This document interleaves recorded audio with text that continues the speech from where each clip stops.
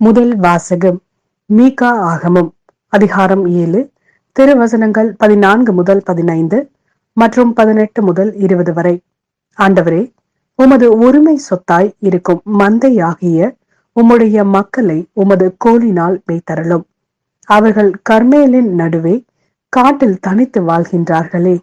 முற்காலத்தில் நடந்தது போல அவர்கள் பாசானிலும் கிளையாத்திலும் மேயட்டும்.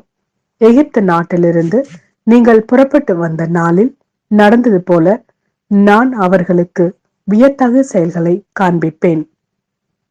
உமக்கு நிகரான இறைவன் யார்? எஞ்சியிருப்போரின் குற்றத்தை பொறுத்து நீர் உமது உரிமை சொத்தில் எஞ்சியிருப்போரின் தீச்செயலை மன்னிக்கின்றேன்.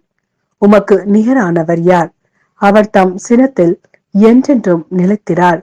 ஏனெனில் அவர் பேரன்பு கூறுவதில் விருப்பமுடையவர்.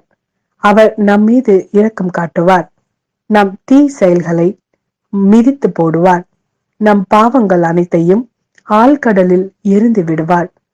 பண்டைய நாளில் எங்கள் மூதாதையருக்கு நீர் ஆணையிட்டு கூறியது போல யாக்கோப்புக்கு வாக்கு பிறழாமையையும் ஆபிரஹாமுக்கு பேரன்பையும் காட்டி அருளினீர். இது ஆண்டவரின் அருள்வாக்கு. இறைவா, உமக்கு நன்றி. லூக்கா எழுதிய நற்செய்தி அதிகாரம் 15, திருவசனங்கள் 1 முதல் 3 மற்றும் 11 முதல் 32 வரை.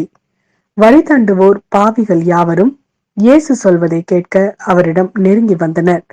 பரிசேயரும் மறைநூல் அறிஞரும் இவர் பாவிகளை வரவேற்று அவர்களோடு உணவருந்துகிறாரே என்று முணுமுணுத்தனர். அப்போது அவர் அவர்களுக்கு இந்த ஊமையை சொன்னார். மேலும் இயேசு கூறியது: ஒருவருக்கு 2 புதல்வர்கள் இருந்தார்கள்.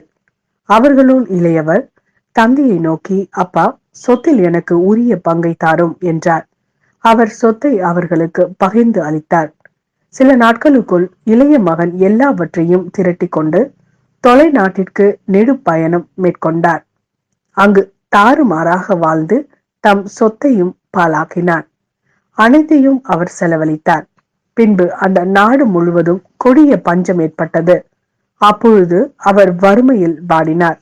எனவே அந்நாட்டு குடிமக்களுள் ஒருவரிடம் அண்டி பிழைக்க சென்றார். அவர் அவரை பன்றி மேய்க்க தம் வயலுக்கு அனுப்பினார்.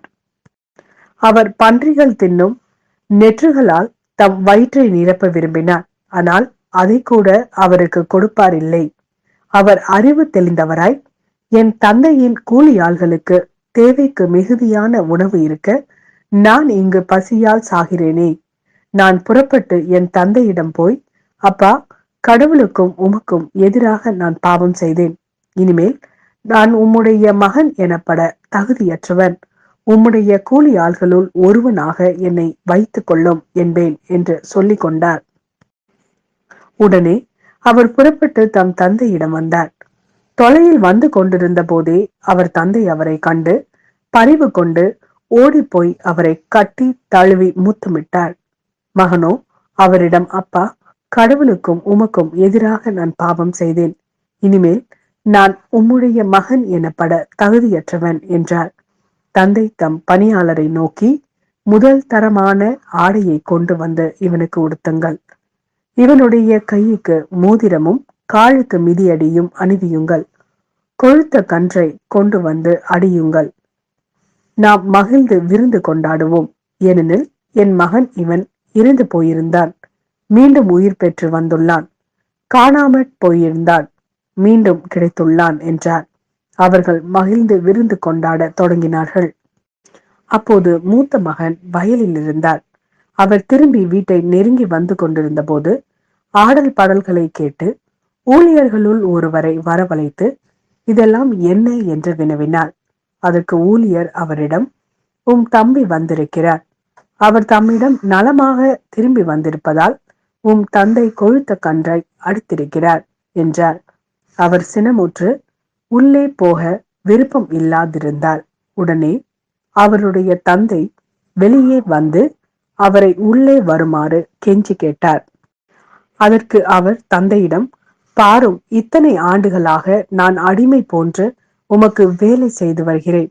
உம் கட்டளைகளை ஒருபோதும் மீறியதில்லை. ஆயினும் என் நண்பரோடு நாம் மகிழ்ந்து கொண்டாட ஒரு ஆட்டுக்குட்டியை கூட என்றுமே நீர் தந்ததில்லை. ஆனால் விலை மகளிரோடு சேர்ந்து சொத்துக்களை எல்லாம் அழித்துவிட்ட இந்த மகன் திரும்பி வந்தவுடனே இவனுக்காக கொழுத்த கன்றை அழித்திருக்கிறீரே என்றார். அதற்கு தந்தை, மகனே, நீ எப்போதும் என்னுடன் இருக்கிறாய். என்னுடையதெல்லாம் உன்னுடையதே.